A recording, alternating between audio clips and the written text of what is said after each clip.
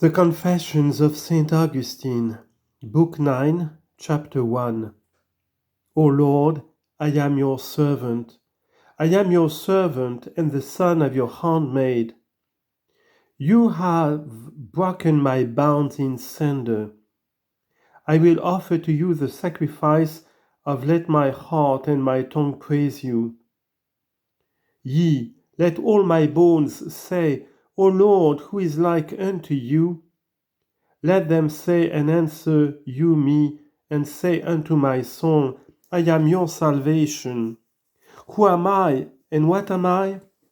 What evil have not been either my deeds, or if not my deeds, my words, or if not my words, my will?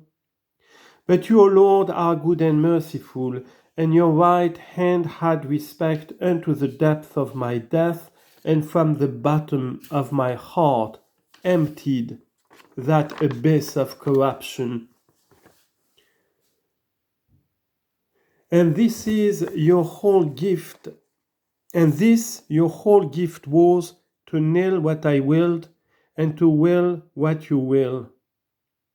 But where through all those years, and out of what low and deep recess was my free will called forth in a moment, whereby to submit my neck to your easy yoke, and my shoulders unto your light burden, O Christ Jesus, my helper and my Redeemer. How sweet did it at once become to me to want the sweetnesses of those toys! And what I feared to be parted from was now a joy to part with. For you did cast them forth from me, you true and highest sweetness. You cast them forth, and for them entered in yourself, sweeter than all pleasure, thou not to flesh and blood, brighter than all light, but more hidden than all depth, higher than all honor, but not to the high in their own conceits.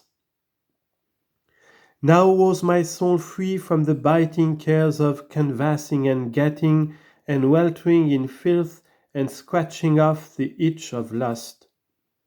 And my infant tongue spoke freely to you, my brightness and my riches and my health, the Lord my God.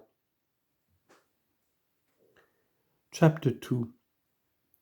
And I resolved in your sight not tumultuously to tear, but gently to withdraw the service of my tongue from the marts of lip labor, that the young no students in your law, nor in your peace, but in lying dotages and law skirmishers, should no longer buy at my mouth arms for their madness. And very seasonably it now wanted but very few days unto the vacation of the vintage, and I resolved to endure them, then in a regular way to take my leave, and having been purchased by you, no more to return for sale. Our purpose then was known to you, but to men other than our own friends was it not known.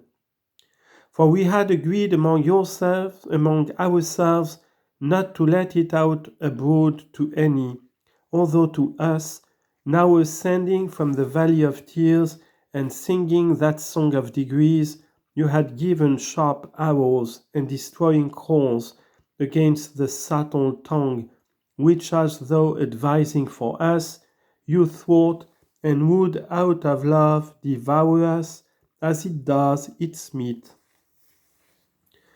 You had pierced our hearts with your charity, and we carried your words as it were fixed in our entrails, and the examples of your servants, whom for black you had made bright, and for dead alive.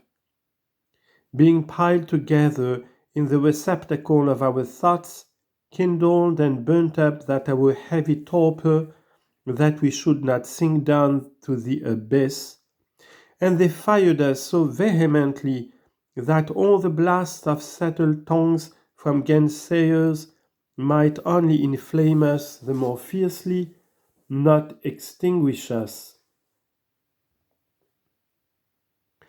Nevertheless, because of your name's sake, which you have hallowed throughout the earth, this I will vow and purpose might also find some to commend it. It seemed like ostentation not to wait for the vacation now so near, but to quit beforehand a public profession which was before the eyes of all, so that all looking on this act of mine, and observing how near was the time of vintage which I wish to anticipate, would talk much of me, as if I had desired to appear some great one. And what end had it served me that people should repute and dispute upon my purpose, and that our good should be evil spoken of?